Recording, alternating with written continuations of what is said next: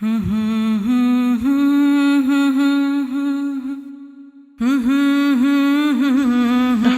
ونصلي على رسوله الكريم اما بعد فاعوذ بالله من الشيطان الرجيم بسم الله الرحمن الرحيم رب اشرح لي صدري ويسر لي امري واحلل عقدة من لساني يفقهوا قولي. سیدہ ایمن، ان کا اپنا نام برکہ تھا، جیسے ہمارے یہاں ہوتا نا برکت بی بی، تو اسی طرح ان کا نام برکہ. ان کے والد کا نام ثعلبہ بن عمرو اور ان کی کنیت ایمن تھی. ایمن کا مطلب ہے ایمن کی ماں، ایمن کی والدہ. ان کے ایک بیٹے کا نام ایمن تھا. ایمن کی شادی عبید بن زید کے ساتھ ہوئی، جس سے ایمن نے جنم لیا. عبید بن زید کی وفات کے بعد ایمن کی شادی رسول اللہ صلی اللہ علیہ وسلم کے منظور نظر صحابی زید بن حارثہ کے ساتھ ہوئی، جن کو آپ کا منہ بولا بیٹا بھی کہا جاتا تھا، جس کی بعد میں ممانعت ہو گئی. اور ان سے اسامہ بن زید پیدا ہوئے. رسول اللہ صلی اللہ علیہ وسلم کے والد گرامی عبداللہ بن عبد المطلب اس وقت وفات پا گئے جب سیدنا محمد صلی اللہ علیہ وسلم اپنی والدہ آمنہ بنت وہب کے پیٹ میں تھے، یعنی پیدا نہیں ہوئے تھے.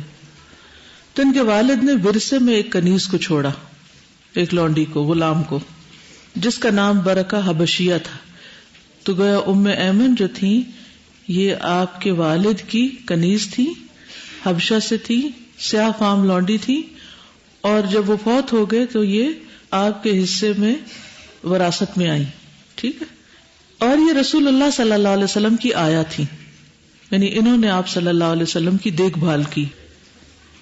آپ انہیں یا امی یعنی امی جان کہہ کر پکارا کرتے تھے.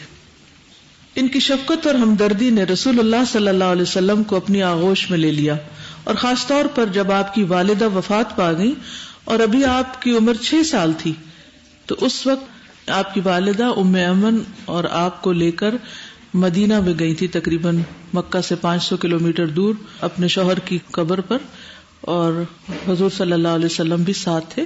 اور وہاں پر کیا ہوا تھا، پھر آپ کی والدہ آمنہ بنت وہب بھی وفات پا گئی، جس کے بعد ایمن آپ کو واپس لائی تھی.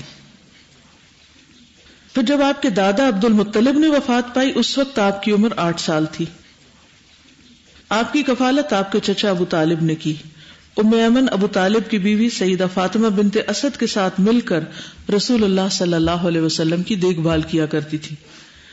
فاطمہ بنت اسد کو حضور صلی اللہ علیہ وسلم اپنی تیسری والدہ سمجھتے تھے.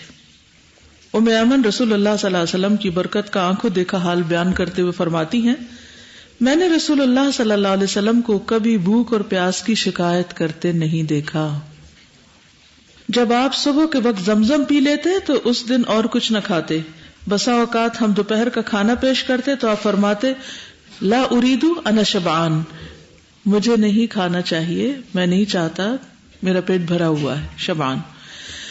سیدنا عبداللہ بن عباس سے روایت ہے، فرماتے ہیں کہ ابو طالب کے بچے میلے کچیلے اور پراگندہ حال ہوتے، ان کے بال بکھرے ہوتے، جبکہ محمد صلی اللہ علیہ وسلم کے بال تیل لگے ہوئے چمکدار ہوتے اور آنکھوں کو سرما لگایا ہوتا. یعنی بچپن کے حالات آپ کے بیان کرتے ہیں کہ کس طرح آپ دوسرے بچوں کے مقابلے میں صاف ستھرے تھے. ابو طالب ان سے بہت پیار کیا کرتے. جب رسول اللہ صلی اللہ علیہ وسلم نے سیدہ خدیجہ بنت خویلد کے ساتھ شادی کی تو آپ نے ایمن کو اس کے حسن سلوک اور وفاداری کی بنا پر آزاد کر دیا. پہلے یہ کیا تھی، ورثے میں کنیز تھی، غلام ہی تھی. تو ان کو کب آزاد کیا؟ جب آپ نے حضرت خدیجہ سے شادی کی تھی. یہ ان کے فضل اور شرف کا اعتراف اور آپ کی اخلاص کے ساتھ پرورش کرنے کا انعام تھا. ایمن نے عبید بن زید کے ساتھ شادی کی. ان کی شادی کے بعد ان کے ہاں ایمن نے جنم لیا، اور یہ ایمن جو ہے یہ جنگ حنین میں شہید ہو گئے تھے، اور اس طرح ایمن اپنے بیٹے سے محروم ہو گئی. ان کو دنیا میں ہی جنت کی بشارت دی گئی تھی، اسی لیے ان کو خاتون جنت کہا گیا. آفتاب اسلام کے طلوع ہونے کے بعد ایمن کے لیے ایک آزمائش اتر آئی. ہوا یہ کہ انہوں نے بہت جلد رسول اللہ صلی اللہ علیہ وسلم کی تصدیق کر دی، یعنی آپ پر ایمان لے آئیں شروع میں ہی، اور آپ کی رسالت پر ایمان لائیں. اس طرح انہوں نے اپنی ذات کو جہنم سے آزاد کر لیا. ادھر ان کے خامند عبید بن زید نے اسلام قبول کرنے سے انکار کیا، اور اس وجہ سے ان کے درمیان جدائی ہو گئی. بعض روایات میں یہ آتا ہے کہ وہ مسلمان ہو گئے تھے لیکن ان کی وفات ہو گئی تھی. ام ایمن کی دوسری شادی کے بارے میں سفیان بن عقبہ کہتے ہیں کہ ام ایمن رسول اللہ صلی اللہ علیہ وسلم کی بہت تکریم اور تعظیم کیا کرتی، آپ کی نہایت محبت اور شفقت کے ساتھ دیکھ بھال کرتی. ایک دن رسول اللہ صلی اللہ علیہ وسلم نے فرمایا، من سرہ ان یتزوج امرأۃ من الجنۃ فلیتزوج ام ایمن، جس کو یہ چیز اچھی لگتی ہے کہ وہ کسی جنتی خاتون کے ساتھ شادی کرے تو وہ ام ایمن کے ساتھ شادی کر لے. حالانکہ سیاہ فام تھی، لونڈی تھی، یعنی ان کا پس منظر کوئی بہت بڑا نہیں تھا، جیسے عربوں کے ہاں ان لوگوں کو زیادہ امپورٹنس دی جاتی تھی جو کسی بڑے خاندان اور قبیلے سے تعلق رکھتے تھے، یعنی کوئی ان کا حسب نسب نہیں تھا اس طرح، لیکن اپنے ایمان اور اپنے اخلاق اور تقوی کی وجہ سے ان کے لیے جنت کی بشارت تھی. راوی کہتے ہیں کہ سیدنا زید بن حارثہ نے ام ایمن کے ساتھ شادی کر لی. زید بن حارثہ جلیل القدر صحابہ کرام میں سے ایک تھے. یہ حضور صلی اللہ علیہ وسلم کے محبوب نظر اور آپ کے آزاد کردہ غلام تھے، اور ان صحابہ میں سے ایک تھے جنہوں نے اسلام قبول کرنے میں بہت سبقت حاصل کی. جب انہوں نے رسول اللہ صلی اللہ علیہ وسلم کو یہ فرمان سنا کہ جسے یہ بات پسند ہے کہ وہ کسی جنتی خاتون کے ساتھ شادی کر لے تو وہ ام ایمن کے ساتھ شادی کرے. زید بن حارثہ نے فوری طور پر ان سے شادی کر لی اور اس سے اسامہ بن زید پیدا ہوئے، جنہیں رسول اللہ صلی اللہ علیہ وسلم کا محبوب نظر ہونے کا اعزاز حاصل ہوا، یعنی وہ بھی حضور صلی اللہ علیہ وسلم کے بہت ہی پیارے تھے.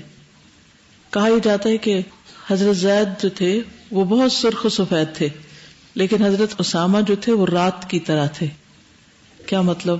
سیاہ تھے، کیونکہ ان کی والدہ سیاہ فام تھی، حبشی تھی، تو وہ اپنی ماں پر گئے تھے، لیکن حضور صلی اللہ علیہ وسلم ان سے بہت زیادہ محبت کرتے تھے. تو اس سے کیا بات پتہ چلتی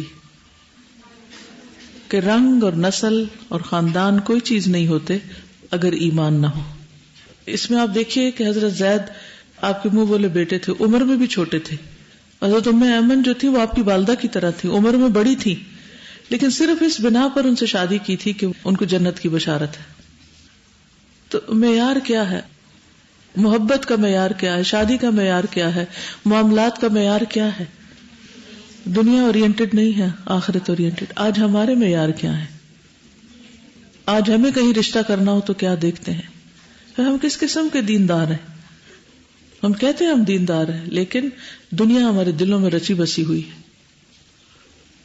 سید ام ایمن کی بہادری اور جہاد کے ساتھ محبت. اگر ہم ام ایمن کی بہادری کے بارے میں سوال کریں تو ہم دیکھیں گے کہ وہ جرأت و بہادری اور لڑائی کے حوالے سے قوت اور شوکت میں مردوں سے کم نہیں. جنگ احد کے دوران جب بہت سے لوگ میدان چھوڑ کر بھاگ رہے تھے تو ام ایمن بھاگنے والوں پر مٹی پھینک کر انہیں یہ کہہ رہی تھی، وہ بھاگنے والوں، جاؤ گھر میں بیٹھ کر چرخے پر سوت کاٹو، اپنی تلوار میرے سپرد کر دو، میں دشمن سے لڑتی ہوں، یہ تم کدھر جا رہے ہو. یعنی اس سے پتہ چلتا ہے کہ بہادر خاتون تھی. تم تو عورتوں سے بھی زیادہ کم حوصلہ ہو، مرد ہوتے تو میدان میں جم کر لڑتے. تو یہ انداز گفتگو سیدہ ام ایمن کی جرأت اور شجاعت پر دلالت کرتا ہے. جب رسول اللہ صلی اللہ علیہ وسلم کی قوت ٹوٹ گئی اور آپ کا ہونٹ پھٹ گیا اور آپ کے چہرے انور پر خون پھیل گیا تو یہ منظر دیکھ کر سیدہ ام ایمن بہت زیادہ غمگین ہوئی. لیکن جب انہوں نے دیکھا کہ رسول اللہ صلی اللہ علیہ وسلم سلامت ہیں تو ان کی آنکھیں ٹھنڈی ہو گئی، ان کے دل میں اطمینان کی لہر دوڑ گئی. سیدہ ام ایمن کو ایک مشرک نے تیر مارا، جو انہیں لگا تو وہ زخمی ہو کر زمین پر گر گئی. رسول اللہ صلی اللہ علیہ وسلم نے جب دیکھا تو آپ نے سعد بن ابی وقاص کو ایسا تیر پکڑایا جس کا بھالا نہیں تھا اور فرمایا، سعد تیر پھینکو.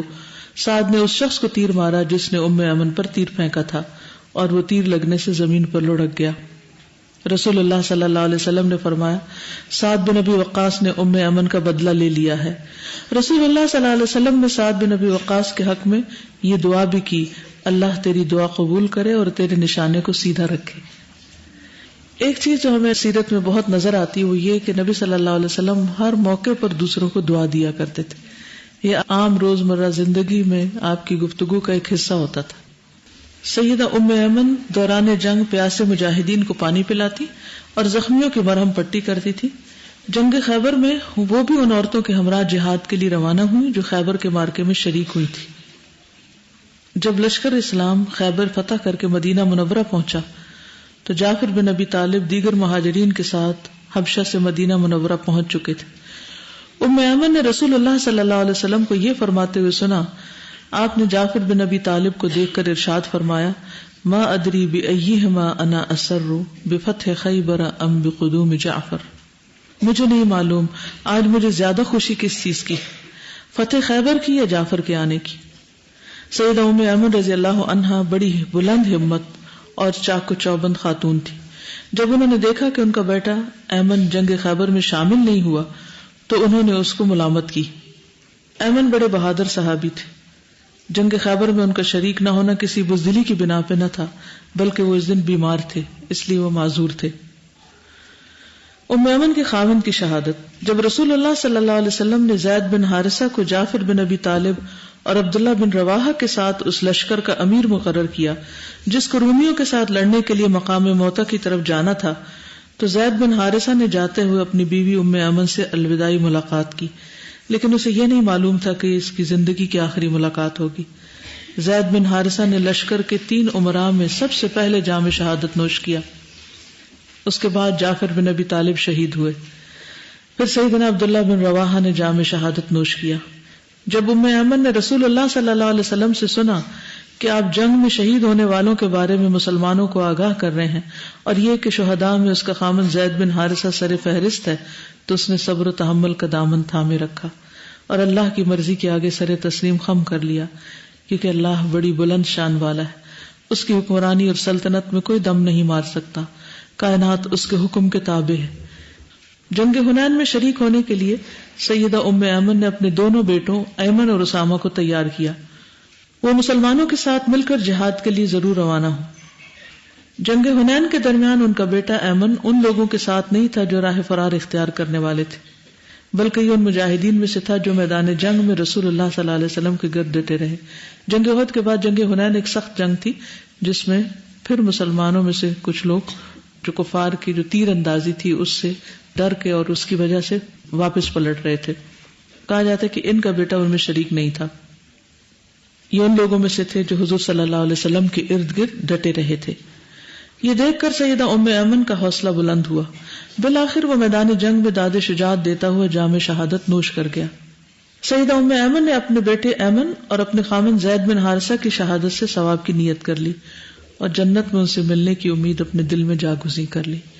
اب آپ دیکھیے کہ ایسی خاتون ہے کہ ایک جنگ میں شوہر شہید ہو گیا اور دوسرے میں بیٹا شہید ہو گیا۔ وہ کون سی طاقت ہے جو ان خواتین کے اندر ہے اور جو آج نظر نہیں آتی لوگوں کے اندر؟ کامل ایمان، کامل بھروسہ، توکل، انابت، صرف اللہ پر ڈپینڈنسی۔ آپ کیا چاہتے ہیں اپنے لیے؟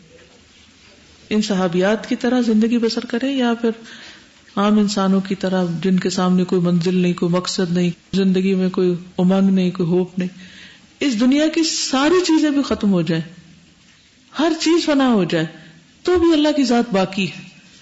تو جس شخص کو اللہ کے حی قیوم ہونے کے اوپر ایمان ہے، یقین ہے، اس کے لیے ایک روشنی کی کرن ہمیشہ باقی ہے جو کبھی بھی مان نہیں پڑنے والی کہ اللہ ہے۔ تو اصل ضرورت اس چیز کی کہ ہم اللہ سبحانہ و تعالیٰ کے ساتھ اپنے تعلق کو مضبوط کر لیں۔ جب وہ تعلق مضبوط ہو جائے گا تو ہی صحیح معنوں میں عبادت کا حق ادا ہوگا۔ ام ایمن کا رسول اللہ صلی اللہ علیہ وسلم کے ہاں مقام اور مرتبہ۔ رسول اللہ صلی اللہ علیہ وسلم ام ایمن کے ساتھ حسن سلوک سے پیش آتے تھے اور بعض اوقات آپ ان سے مزاح بھی کر لیا کرتے تھے۔ ایک دفعہ کا ذکر ہے کہ سیدہ ام ایمن نے رسول اللہ صلی اللہ علیہ وسلم سے کہا کہ آپ مجھے سواری فراہم کریں، تو آپ نے ان سے ارشاد فرمایا میں آپ کو اونٹ کے بچے پہ سوار کروں گا۔ انہوں نے کہا اونٹ کا بچہ میرا بوجھ برداشت نہیں کر سکے گا، اے اللہ کے رسول میں اونٹ کے بچے پہ سوار نہیں ہونا چاہتی۔ رسول اللہ صلی اللہ علیہ وسلم نے فرمایا آپ کو ہر صورت اونٹ کے بچے پر ہی سوار کروں گا۔ رسول اللہ صلی اللہ علیہ وسلم کا یہ فرمان برحق تھا، کیونکہ ہر اونٹ بالآخر اونٹنی کا بچہ ہی تو ہوتا ہے، خواہ وہ کسی بھی عمر کا۔ سیدہ ام ایمن رسول اللہ صلی اللہ علیہ وسلم کے ساتھ بات کرنے میں کوئی ہچکچاہٹ اور جھجک محسوس نہیں کرتی تھی، کیونکہ ان کی والدہ کی طرح بھی تھی، کنیز بھی تھی، تو خاندان کا ایک فرد تھی۔ رسول اللہ صلی اللہ علیہ وسلم ان کے ساتھ انتہائی حسن اخلاق سے پیش آیا کرتے تھے، آپ ان کو اہمیت دیا کرتے، ان کا احترام کیا کرتے تھے۔ حضرت عائشہ بیان کرتی کہ ایک دن رسول اللہ صلی اللہ علیہ وسلم پانی پی رہے تھے، ام ایمن پاس بیٹھی تھی، انہوں نے کہا اللہ کے رسول مجھے بھی پانی پلا دے۔ میں نے ام ایمن سے کہا کیا تم رسول اللہ صلی اللہ علیہ وسلم سے یہ کہہ رہی ہو؟ انہوں نے کہا میں کیوں نہ کہوں، میں نے ان کی بہت زیادہ خدمت کی ہے، اب میرا اتنا بھی حق نہیں۔ نبی کریم صلی اللہ علیہ وسلم نے فرمایا ام ایمن سچ کہتی ہے۔ رسول اللہ صلی اللہ علیہ وسلم نے ان کو اپنے مبارک ہاتھ سے پانی پلایا، اور یہ کوئی اچنبے کی بات ہے اور نہ ہی اس پر حیرت زدہ ہونے کی ضرورت۔ رسول اللہ صلی اللہ علیہ وسلم کے بارے میں تو خالق کائنات نے یہ ارشاد فرمایا وَإِنَّكَ لَعَلَىٰ خُلُقٍ عَظِيمٍ، بلا شبہ آپ تو خلق عظیم کے پیکر ہیں، یعنی آپ اخلاق کے بلند ترین مرتبے پر فائز ہیں۔ ام ایمن کے نبی کریم صلی اللہ علیہ وسلم کی غمی اور خوشی میں شرکت۔ سیدہ ام ایمن نبی کریم صلی اللہ علیہ وسلم کے گھر میں خاندان کے ایک فرد کی طرح رہتی تھی۔ جب اہل خانہ خوش ہوتے تو یہ خوش ہوتی، جب وہ کسی غم میں مبتلا ہوتے تو یہ بھی غمگین ہو جاتی۔ ام ایمن ہر صورت حق کی مدد کرتی، جھوٹ اور بہتان کی مخالفت کرتی۔ جب منافقین نے ام المومنین سیدہ عائشہ صدیقہ بنت ابی بکر پر بہتان تراشا اور رسول اللہ صلی اللہ علیہ وسلم نے ام ایمن سے پوچھا کہ تم عائشہ کے بارے میں کیا جانتی ہو، وہ تمہاری نظر میں کیسی ہے، تو ام ایمن نے برملا کہا اے اللہ کے رسول، میں اپنے کانوں اور آنکھوں کا اچھی طرح خیال رکھتی ہوں، میری معلومات کے مطابق عائشہ صدیقہ سراپا خیر و برکت ہے۔ اسلام نے اپنے نور کے ساتھ سیدہ ام ایمن کو بڑا مہذب بنا دیا تھا، اور اسلام کی برکت سے وہ شاہراہ ہدایت پر گامزن تھی۔ وہ کبھی حق سے سر منہ بھی منحرف نہیں ہوتی تھی۔ بہتان باندھنے والے خائب و خاسر ہو گئے، اور انہوں نے یہ الزام تراشی کی اور بہت بڑا ظلم کیا، لیکن اللہ وہ علیم و خبیر جس نے اپنی ذات پر ظلم کو حرام قرار دے دیا، اس نے ظلم کو اپنے بندوں کے درمیان بھی حرام قرار دیا۔ تو بہرحال قرآن مجید میں حضرت عائشہ رضی اللہ تعالی عنہا کے حق میں آیات نازل ہوئی اور آپ کا دفاع ہوا، تو اللہ سبحانہ تعالیٰ نے سب سے بڑھ کر خود دفاع کیا۔ انس کہتے ہیں کہ رسول اللہ صلی اللہ علیہ وسلم ام ایمن کی طرف گئے تو میں بھی آپ کے ساتھ چل پڑا۔ ام ایمن ایک برتن میں پینے کی چیز لائیں۔ انس کہتے ہیں میں نہیں جانتا کہ انہوں نے آپ کو روزے سے پایا یا آپ نے اسے واپس لوٹا دیا، تو وہ آپ پہ چلانے لگی اور غصہ ہونے لگی کہ آپ کیوں نہیں پی رہے، جیسے کوئی اپنے بچوں کو ناراض ہوتا ہے نا کہ پیئیں۔ پھر اسی طرح نبی صلی اللہ علیہ وسلم نے اپنے درخت کچھ ان کو دیے تھے۔ انس بن مالک کہتے ہیں کہ جب مہاجرین مکہ سے مدینہ آئے تو ان کے ساتھ کوئی بھی سامان نہیں تھا۔ انصار زمین اور جائیداد والے تھے، یعنی مدینہ والے جو تھے، تو انصار نے مہاجرین سے یہ معاملہ کیا کہ وہ اپنے باغات میں سے انہیں ہر سال پھل دیا کریں گے، اور اس کے بدلے مہاجرین ان کے باغات میں کام کریں گے، یعنی وہ کام کریں گے اور اس کے صلے میں ان کو پھل دیا جائے گا۔ انس کی والدہ جو ام سلیم ہیں، حضرت عبداللہ بن ابی طلحہ کی والدہ بھی تھی، انہوں نے رسول اللہ صلی اللہ علیہ وسلم کو کھجور کے چند درخت دیے تھے، تو آپ نے وہ درخت اپنی لونڈی ام ایمن کو دے دیے جو اسامہ بن زید کی والدہ تھی۔ اب ہوا کیا کہ کچھ عرصے کے بعد وہ درخت واپس لوٹائے گئے۔ اس کے بارے میں آتا ہے، حضرت انس کہتے ہیں صحابہ نے اپنے باغ میں سے نبی صلی اللہ علیہ وسلم کے لیے چند کھجور کے درخت بطور ہدیہ مقرر کر دیے تھے، یعنی آپ کے نام کر دیے تھے، یہاں تک کہ قریظہ اور نذیر کے قبائل فتح ہو گئے، تو آپ نے ان ہدیوں کو واپس کر دیا کیونکہ اب مال غنیمت کثرت سے آ گیا تھا، تو آپ نے کہا مجھے ان درختوں کی ضرورت نہیں، تم واپس لے لو۔ میرے گھر والوں نے بھی مجھے اس کھجور کو تمام کی تمام یا اس کا کچھ حصہ لینے کے لیے نبی صلی اللہ علیہ وسلم کی خدمت میں بھیجا۔ نبی صلی اللہ علیہ وسلم نے وہ ام ایمن کو دے دی تھی۔ اتنے میں ام ایمن آ گئی اور کپڑا میری گردن میں ڈال کے کہنے لگی قطعاً نہیں، اس ذات کی قسم جس کے سوا کوئی معبود نہیں، یہ پھل نبی صلی اللہ علیہ وسلم تمہیں نہیں دیں گے، یہ آپ مجھے دے چکے ہیں، یعنی ان درختوں کے پھل۔ یا اسی طرح کے الفاظ انہوں نے بیان کیے۔ اس پر نبی صلی اللہ علیہ وسلم نے ان سے فرمایا کہ میں تمہیں ان کے بدلے میں اتنا اور اتنا دوں گا، تم ان کا مال واپس کرو۔ لیکن وہ یہ کہہ جا رہی تھی نہیں، اللہ کی قسم، یعنی یہ تو آپ صلی اللہ علیہ وسلم مجھے دے چکے تھے، یہاں تک کہ آپ نے انہیں اس کے بدلے 10 گنا زیادہ دیا، تو انہوں نے ان کے درخت چھوڑ دیے۔ سیدہ برکہ بنت ثعلبہ ام المومنین سیدہ خدیجہ کی وفات کے وقت موجود تھی، انہوں نے ان کو اپنے ہاتھ سے غسل دیا، اور پھر انہوں نے حضور صلی اللہ علیہ وسلم کی بیٹی زینب کو غسل دیا، سودا بنت زمع کو غسل دیا، ام سلمہ کو غسل دیا۔ تو اس سے کیا پتہ چلتا ہے کہ وہ آپ کے خاندان کے سارے کاموں میں، خوشی غمی میں شریک رہتی تھی۔ اسی طرح ایک اور واقعہ بھی ملتا ہے کہ جب نبی صلی اللہ علیہ وسلم فوت ہو گئے تو حضرت ام ایمن جو تھی وہ بہت روئی تھی۔ کسی نے پوچھا کہ کیوں رو رہی ہیں، تو انہوں نے جواب دیا اللہ کی قسم میں جانتی ہوں کہ رسول اللہ صلی اللہ علیہ وسلم وفات پا گئے ہیں، لیکن میں تو اس وحی پر رو رہی ہوں جو آسمان سے ہم سے منقطع ہو گئی. کتنی بڑی حکمت کی بات ہے. یعنی ایک غلام عورت ہے لیکن کتنی سمجھدار ہے. رسول اللہ صلی اللہ علیہ وسلم سے محبت اپنی جگہ، لیکن اس محبت کی جو وجہ ہے کہ آپ ہم تک حق کا پیغام لائے ہیں اور آپ پر آسمان سے وحی نازل ہوتی تھی. اب آپ کے بعد کسی اور پر وہ وحی نہیں آئے گی، تو اس وحی کے ختم ہونے پر وہ رو رہی تھی. یعنی آپ کی وفات کا بھی صدمہ تھا، لیکن اس کے ساتھ جو اللہ تعالی کی طرف سے براہ راست تعلیم آنے کا سلسلہ تھا وہ جب منقطع ہوا تو اس پر بھی رو رہی، کیونکہ وہی تعلیم کا ذریعہ ہے نا کہ اب وہ نہیں آئے گی.